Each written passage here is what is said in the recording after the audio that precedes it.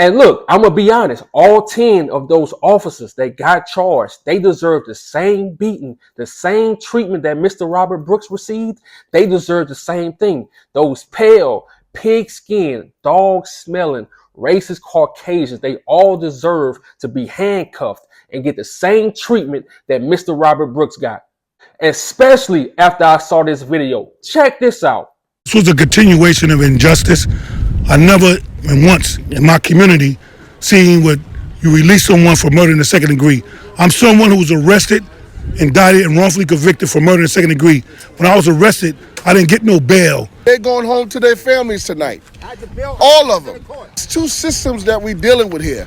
It's a system that's for righteous people and a system for people that don't look like us. So, you know, this is a step in the direction, but it's like justice delayed is justice denied. Robert Ricks, Brooks' father, angry and emotional, had these words to say. My question is why?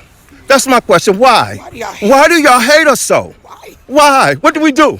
What do we do? We ain't do nothing. We help you build this country. We help you build it. Blood, sweat, and tears. We help you build this country. So why do you hate us?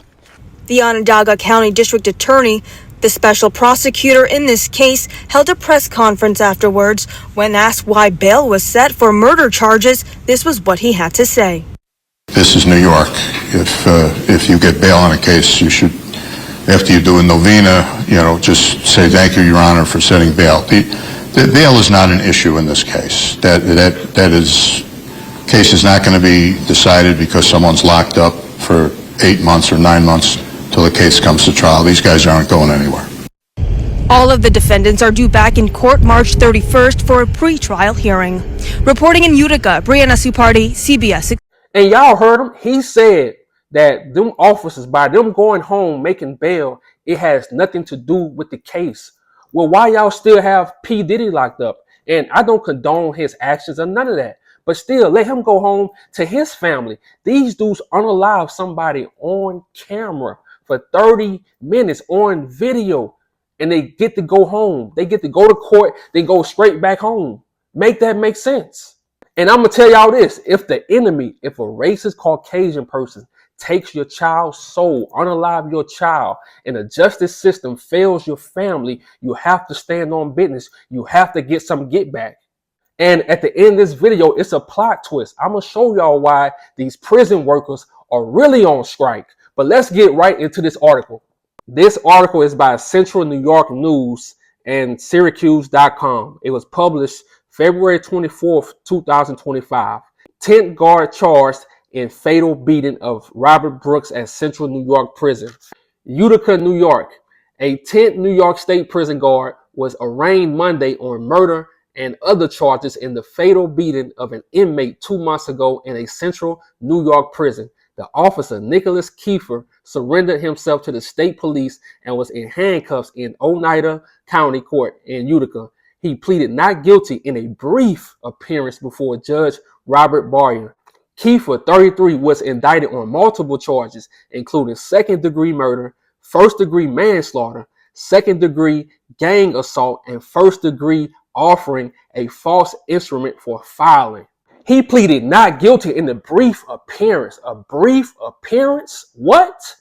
And tell me this, how you get all those charges, second degree, first degree, gang related, how you get all these charges and you have a brief appearance and you make bail and you go straight back home to your family? It's dudes in prisons that did less than this and got no bail. Make that make sense.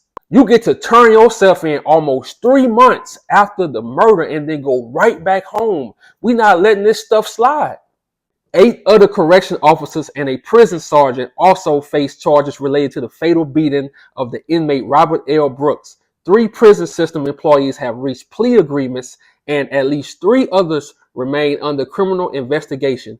The savage beating, which prosecutors said last week was the final of 3 beatings to Brooks, was recorded on video by body cameras worn by 4 of the prison guards. None had turned on their camera, but 30 minutes of video was passively recorded without audio. Now check this, the whole world is not hip to this story yet. It's so much going on in the news, people haven't caught up yet. But on March 31st, when they have to reappear back in court, trust me, the whole world will be watching. Those racist pale demons beat Mr. Robert Brooks multiple times before we even saw that video. So imagine the videos we haven't seen of these officers for years and years. Imagine. And you guys step back and imagine the prisoners that was unalived by these guards all over upstate New York, and it was never reported or they lied. Just imagine that, because we just now seeing all this on video. It's really our first time ever seeing something like this on video. And imagine the videos we haven't seen. Imagine the stories we haven't heard from families.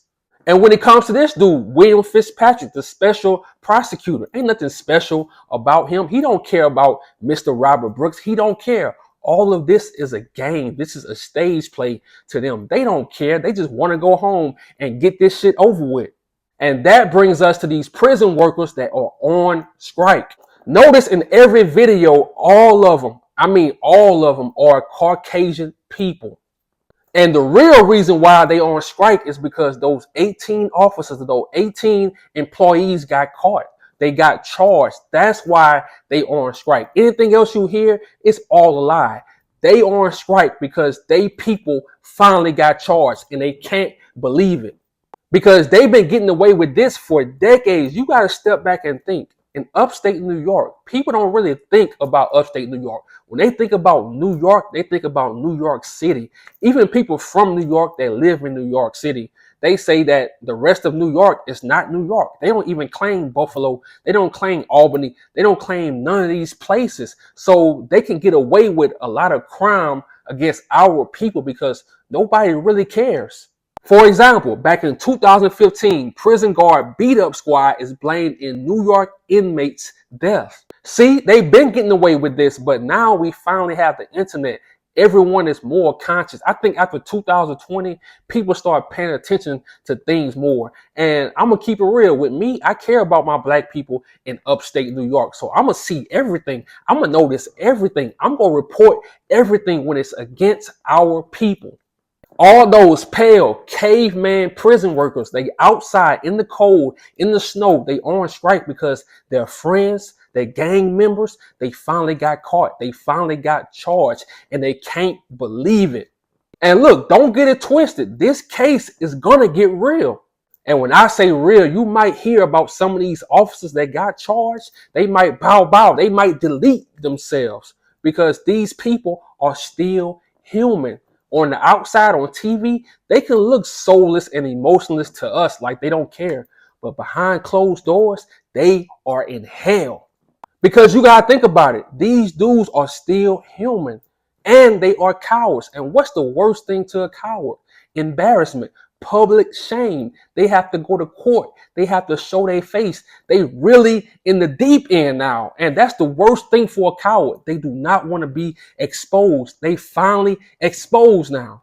And slowly that will start to take toll on these demons. And you got to look at it like this. They kids. A lot of their kids might start looking at them sideways like, why would you do that? Why would you hurt another human being? I'm telling you how real life works. It's not, you think these people not being punished because they made bail? No, life is not that easy. You can't just unalive someone. You can't just delete someone and move on with life like nothing happened. I tell y'all all the time, if you unalive someone, you mess up the universe and you are in debt.